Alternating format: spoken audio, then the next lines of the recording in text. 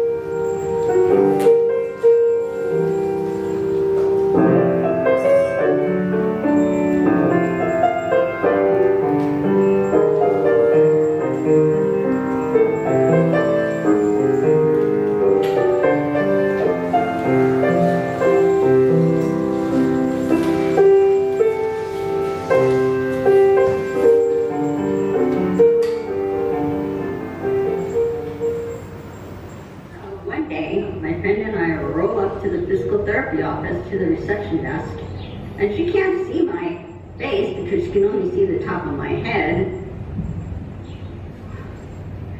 And she asked my friend the question, how many sessions are you going to have? And I'm looking at her like, I'm right here. And then she proceeds to ask my friend, and not me, what are you coming here for? Is it physical therapy for your thigh, for your hip? Is it physical therapy for muscular dystrophy? And again, she asked my friend, and not me.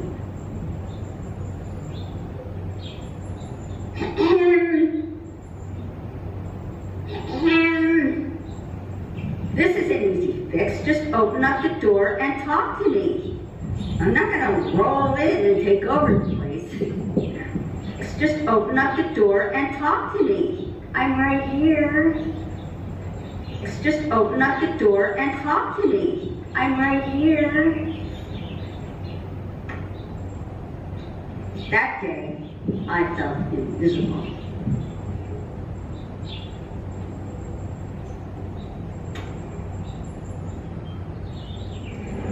You think it would be impossible for a disabled, Hispanic, plus-size female to be invisible? But I can tell you, from personal experience that invisibility comes in forms as varied as my identities. Medical Industrial Complex Case Manager. I need prior authorization to live. Request denied. It's not medically necessary. Public business owner. I need access to your services that only you provide. Access denied. We were built before the ADA. Housing authority. I need an accessible place to live. I lost my home in Superstorm Sandy. Application denied. Our minuscule accessible unit is already taken. Transportation authority? I need to get on this train. Access denied. The elevator is out of order. Hey doc, I'm not feeling well. Can you prescribe something for me? Denied, but I can send you to a nutritionist. Hey, concert venue. This is my favorite band. Can I get tickets for the front row? Access denied. But you can watch it through somebody else's cell phone screen. Wound care specialist, can you please perform that surgery you know will heal this once and for all? It's taken over my life. Plead denied. But just keep doing what you're doing. Hey, DEI office, can you please turn on those captions for the meeting? Access denied. We don't have that feature turned on. Hey, Jersey, another superstorm is coming, and I need to find shelter now.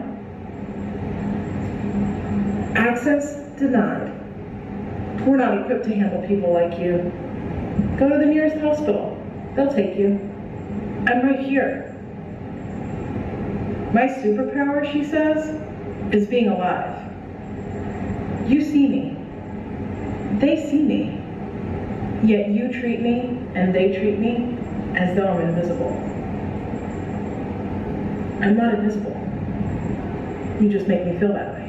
I was 6 years old and walked into the classroom that was gray and held odor like a thick old layer of dust. You know, the kind of dust that makes you sneeze.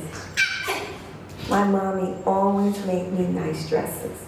Yes, I had homemade original clothes by Amelia. I sauteed into the classroom across the top floor and sat in the back row where I was directed.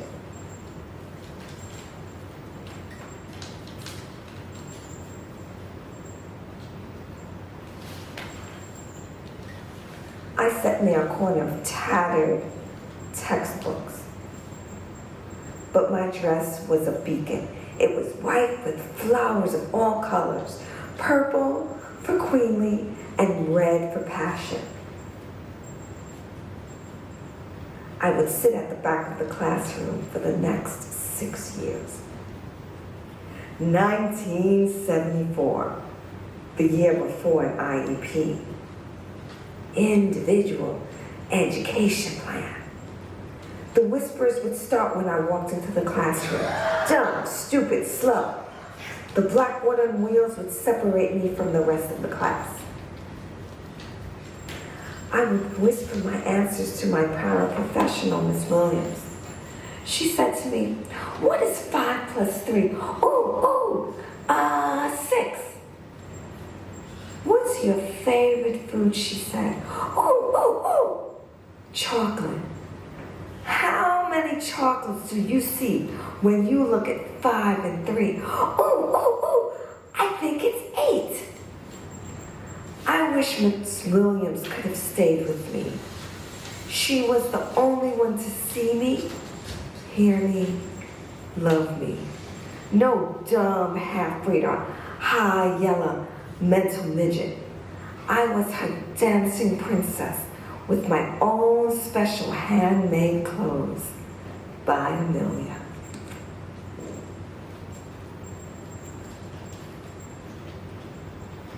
I have always felt invisible from a very young age. And that's where I feel like my passion to perform stemmed from. it stemmed from that feeling of wanting people to see me in a good light. But although I think that's what drew me to performing, I don't think that it helped. I don't think that being on stage and being a performer made me not feel invisible. I only stopped feeling invisible when I surrounded myself with people with the capacity to see me, and until I was really ready to see myself. It's so important to be seen. I think that's what everyone wants at the end of the day, is to know that they're important and that they can be their authentic selves. And that they can be their authentic selves, and that they can be capable of being loved for their authentic selves.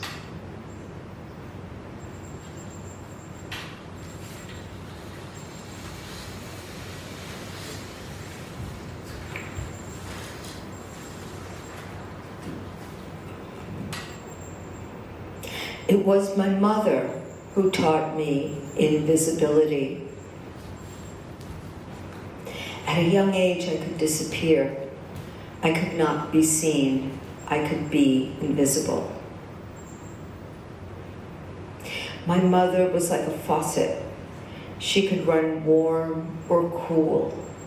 She could run hot, and she could run ice cold. When she became ice cold, I became invisible. There was nothing I could do to break through that wall, the invisible wall that made me disappear. And soon I learned to make myself invisible.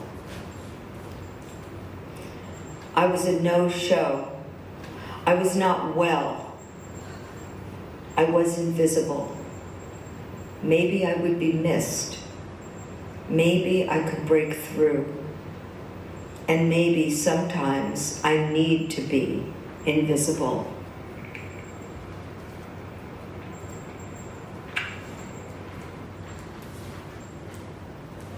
When I was 21 years old, my boyfriend made me feel invisible. All eyes were on us as we masqueraded as a perfect couple. A strong, powerful, successful, serious, intimidating black man desiring a woman who was to be an arm base. I was invisible. Out in public seeking attention from people, I faded away, losing importance. I stood in the shadow of him, invisible, never feeling like I fit in. There was nothing I could do to change his actions. I stayed in the background, smiling, poised, like a statue, only to be looked at and admired. When I was invisible, I was accepted. Could being invisible bring me happiness? It made me question my mental health and the true meaning of love.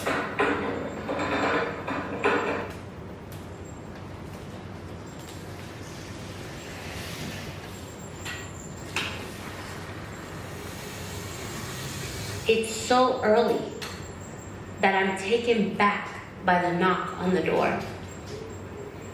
Any knock at that time, you know it has to be something wrong.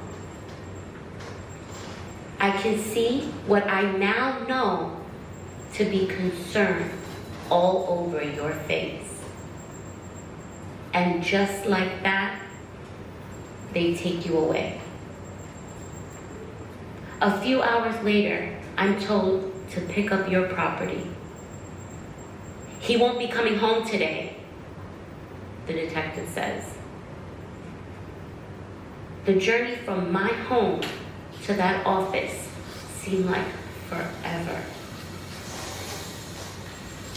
When the door of the elevator opens up And when my gaze read that circular label on the door, my heart sank. Why am I here? What is going on?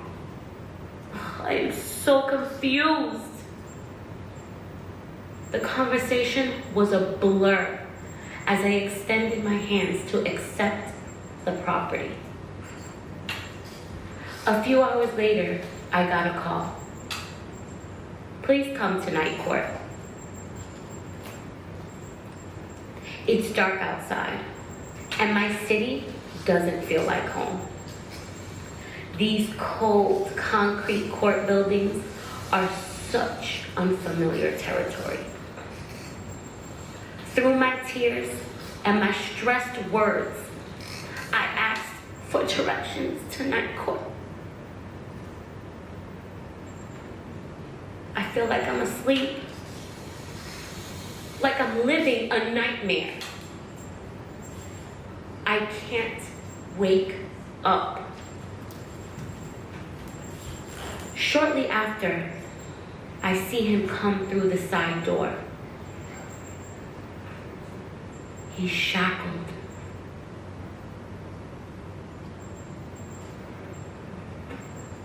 I hear the hisses and the comments from the others in the courtroom that are here for someone else. Just as the judge says these terrible things that he's accused of. My head is lowered, my tears are flowing, and my whole reality is changed. One early morning, I lost everything.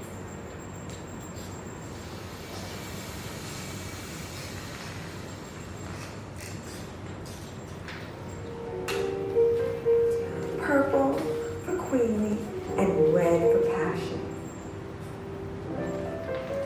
It's so important to be seen. Maybe I could break through. Could being invisible bring happiness? I can't wake up.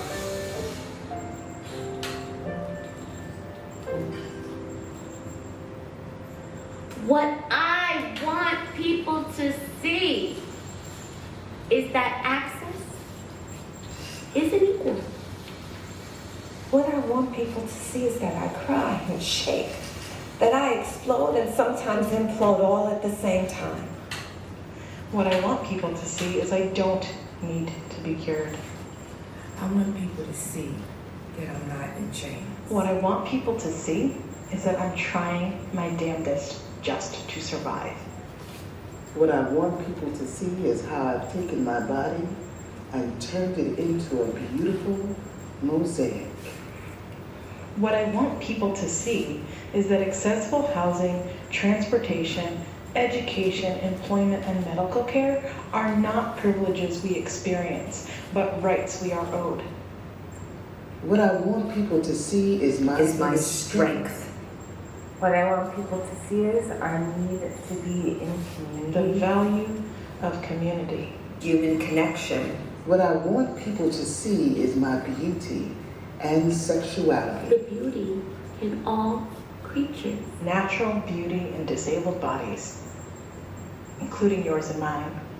I am disabled. And I am beautiful.